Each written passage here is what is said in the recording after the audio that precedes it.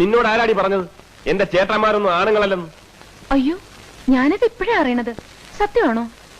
ദേ കളിക്കരുത്, 500 മക്കളോട് കളിക്കരുത്. ഞങ്ങളും മഹാചെറ്റകളാ. അയ്യേ, എന്തിനാ ഇങ്ങനെ വീട്ടിലിരിക്കുന്നവരെ പറ്റി കുറ്റം പറഞ്ഞ് നടക്കണേ?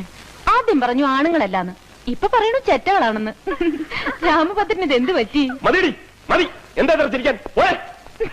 നീ എന്താ പറഞ്ഞത്? നിന്നെ ദ്രോഹിക്കരുത്, ഉപദ്രവിക്കരുത്.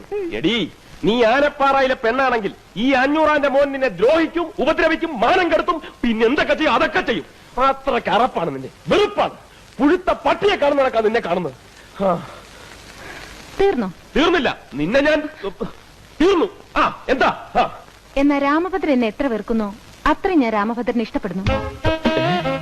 ഞാൻ രാമഭദ്രനെ ഇഷ്ടപ്പെടുന്നു. നീ എന്തിനാ എന്നെ ഇഷ്ടപ്പെടുന്നത്? അത് ഞാൻ സമ്മതിക്കില്ല. എന്റെ സമ്മതം ചോദിച്ചിട്ടാണ് രാമഭദ്രൻ എന്നെ വെറുക്കുന്നത്. പിന്നെന്താ? എന്നെ സ്നേഹിക്കാൻ പറ്റില്ലെന്ന് പറഞ്ഞാൽ പറ്റില്ല.